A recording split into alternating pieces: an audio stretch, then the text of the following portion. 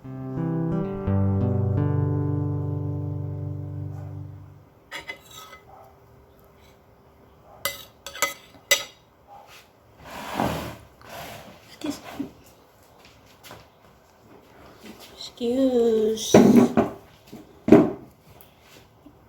Kain tayo, guys. Magkakamay na nga ako. Magugas na ako ng kamay. Ulam ko. Baba dyan, baba. Ito pa, oh. Kita nyo ba? Dulong. Dulong.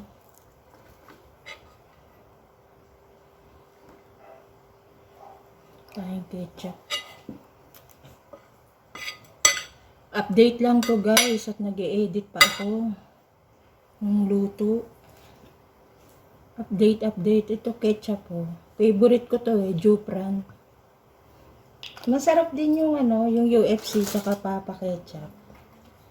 Pero mas favorite ko to. Ito dulong, oh. Niluto ko, ayan. Ayan.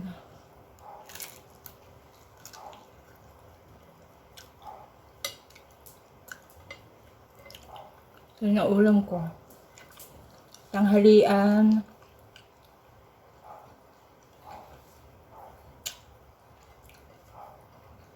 Agahan. Tumunto lang ako kasi nagutom na ako eh. Sarsyado to. Niluto ng anak ko, binigay sa akin. Sarsyadong manok. Hindi na ako nagpapatis. Dahil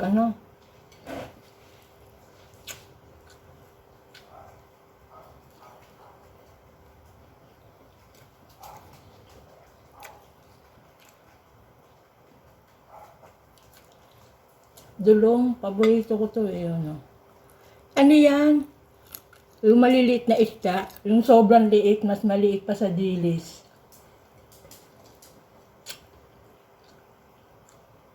Ang ginagawa ko dyan, tinutorta ko. Lagyan ng harina, cornstarch. Wala ng itlog, asin, paminta. Sinisipag kayo, lagyan nyo ng tinadtad na sibuyas. Bawang.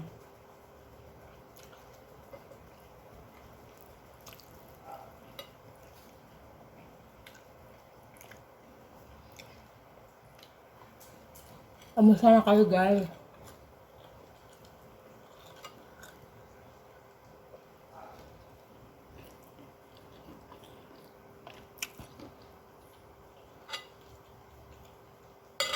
Marami akong gawa ngayon. Nagpapasko kasi. Nakita niyo yung intro ko dyan, yung Vlogmas. Yun, starting December 1 yan. Hindi na ako busy masyado. Magluluto ako nung mga handa sa Pasko. Yung kabit kayang halaga, syempre. Kung may extra budget kayo, pwede rin.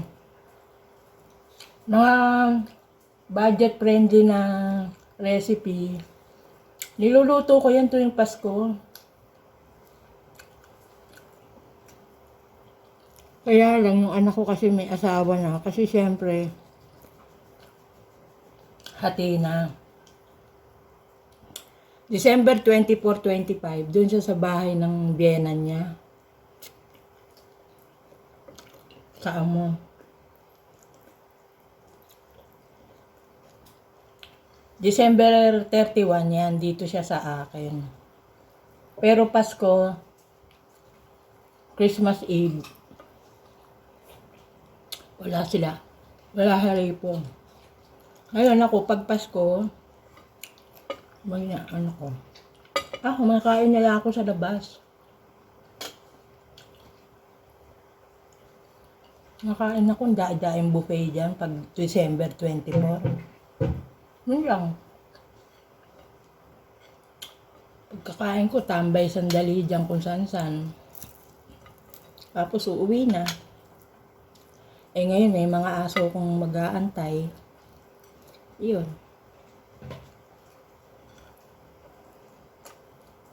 Yung mga recipe, mga menu. Hindi, recipe ko na niluluto ko tuwing Pasko. Na hindi masyadong mahal yung ingredients. Pwede rin kayong bumili ng gusto nyong brand na ano. Kaya lang yun sa akin, may mga alternative na ingredients na pwede din dun sa recipe ko. Kasi alam mo naman, syempre dito sa Pilipinas, inaayon ko rin dun, syempre yung iba can afford, yung makakabili sila. Yung paano naman yung iba na minimum lang ang sweldo ng mga mister nila. Diba? Kaya nakikita nyo yung mga niluluto ko, panay replay o nire-recook ko o iniisipan ko ng bagong recipe. Kasi sa hirap ng buhay dito sa Pilipinas, hindi man katulad sa Amerikang, pag doon mo binili, dollar, sa halaga nila, piso lang yun. Eh, pero sa atin dito, 50 pesos na ang halaga nun. O 59 pesos. 59 pesos per dollar. 59 ba? 58. Kaya yun. Siyempre, para lahat makapanood. Kasi siyempre, hindi na rin sila mag-iinteresado kung ang mga ingredients mo medyo mahal. Hindi naman mahal. Meron namang ingredients na pwede dun sa recipe na yun. Katulad ng sopas ko.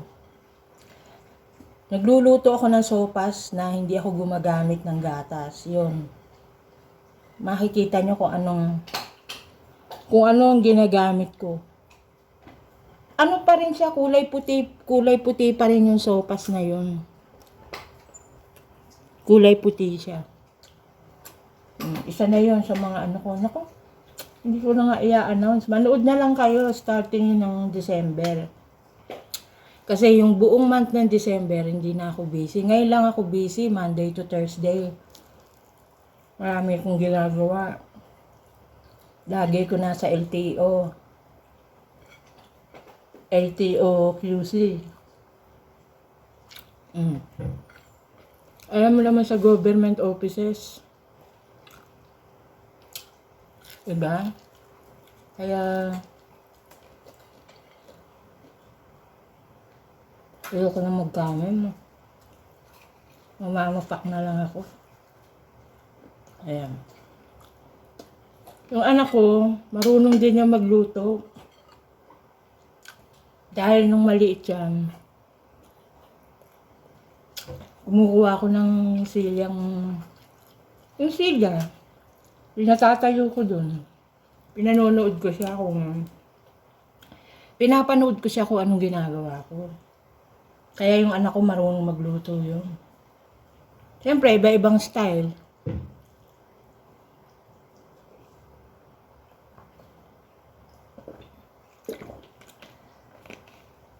Yun, December 24, wala na sila dito. O 23 pa lang ng hapon, nandun na sila sa Bienan niya.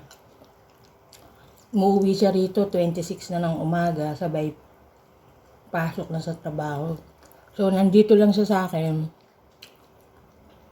Pag December 31, may pasok pa rin siya. Yun. Ay, nga pala yung pinduko, palabas sa Pasko yun. Alam mo yung pinduko sa Viva Films? Papanoorin ko yun. Maganda yun eh. Nanonood kami nung apo ko sa 27. Kumain na naman ako ng kanin. Kaya, shout out sa lahat dyan. Kay Mer, shout out sa iyo ha. Hindi ka nakakalimot.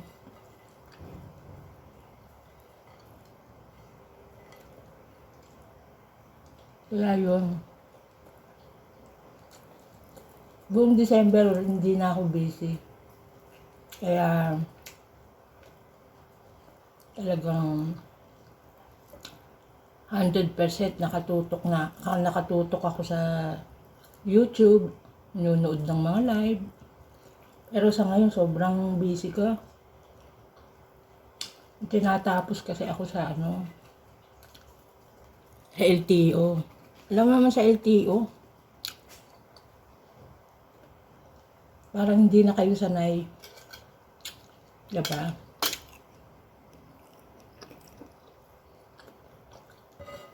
Kaya yun lang muna ma-update ko sa inyo. Kaya nag-preview na ako ng 21 seconds ba yun? 20 seconds. Ngayon ang gagawin ko sa buong month ng December. Magluluto ako ng mga recipe ko, panghanda sa Pasko, ulam, dessert. Yung lagi nyong nakikita sa, di ba sa SM may mga Christmas basket? Doon ko binabasihan eh. Doon sa mga Christmas baskets na yun, maraming mga ingredients doon na magagamit nyo. Kasi maraming nagre-regalo sa akin ng Christmas basket, yung fruit cake, yan. Lagi ako nakakatanggap ng fruit cake, yung kastanyas, yan. Isipin nyo imagine niyo kung anong gagawin ko doon sa mga binibigay sa akin na Halos lahat doon magagamit ko eh. Siyempre, yung karaniwan, spaghetti. Pero ngayon, isi-share ko talaga yung recipe ko ng spaghetti sauce kasi hindi ako nag-upload ng spaghetti sauce ko. Medyo iba yung spaghetti sauce ko sa iba. Kakaiba. Ganun pa rin, mura pa rin yung ingredients. Diba? Kaya yun guys. Baba dyan, baba. Abangan nyo yun. Hanggang sa magpasko. O hanggang sa mag-umpisa yung simbang gabi. Magluluto ako ng mga Christmas recipe ideas. Tsaka yung pwede nyong ipangregalo. Pwede naman kayo magregalo yung sarili nyong luto. Yung ayusin nyo lang yung packaging eh. Ako ganun ang ginagawa ko. Nagre-regalo ako ng yung aking chicken macaroni salad. Yan. Magluluto din ako niyan chicken macaroni salad. Pero iba rin yung aking ingredients at recipe. Ganon din, merong rin. Kaya lang may madadagdag pa rin.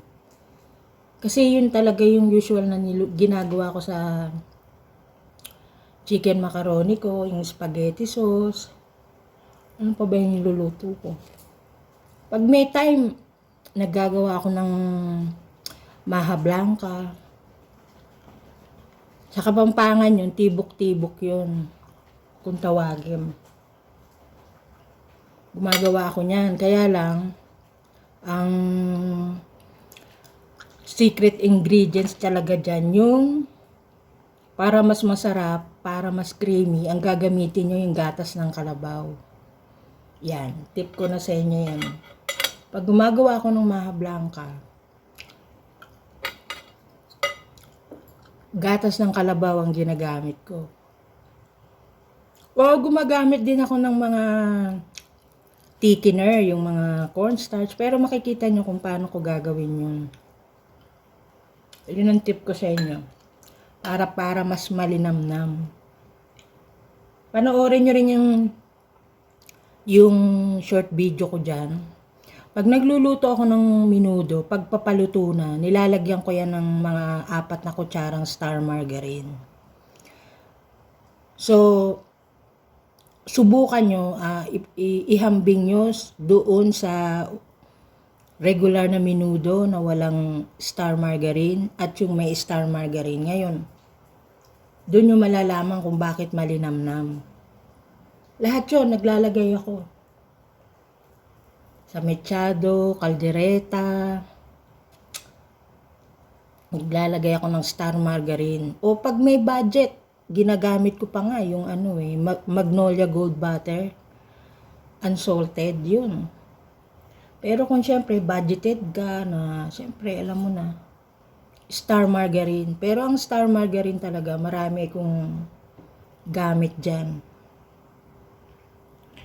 O paano guys? Tapos na akong kumain kasi may natira pang kanin, no? Pero talagang lalo na ngayong Pasko, maraming kainan. Ay nako. Paborito ko pa naman yung balat ng lechon, kaya lang talagang nako. Pag kumain ako niyan, ewan ko na lang. So, okay guys, shout out sa lahat sa lahat. Sa lahat ng nagpupunta ng mga watch hour ko, kahit 30 minutes. Yung mga bagong subscriber ko, thank you very much. Officer Blue, thank you very much from US. Gamer yan, si Officer Blue. Thank you so much for visiting my watch hour the other day. So, see you again sa next vlog ko at ini-edit ko pa, no? Okay, bye guys. Bye-bye. Ayan pa, may natira pa, oh. Ayan pa, oh. May dulong pa. Ayan pa yung dulong. 3 yan oh. Isa. Hindi ko naman mauubos yan. 3 na yan. Diyos ko. Bibigay na yan sa aso. Lahat ng mga natitira kong ulam, pag halimbawa wala na akong mapagbigyan, binibigay ko ng lahat sa aso. Kahit bagong luto. Kasi kaysa mapanis. 'Di ba? Okay. Bye guys.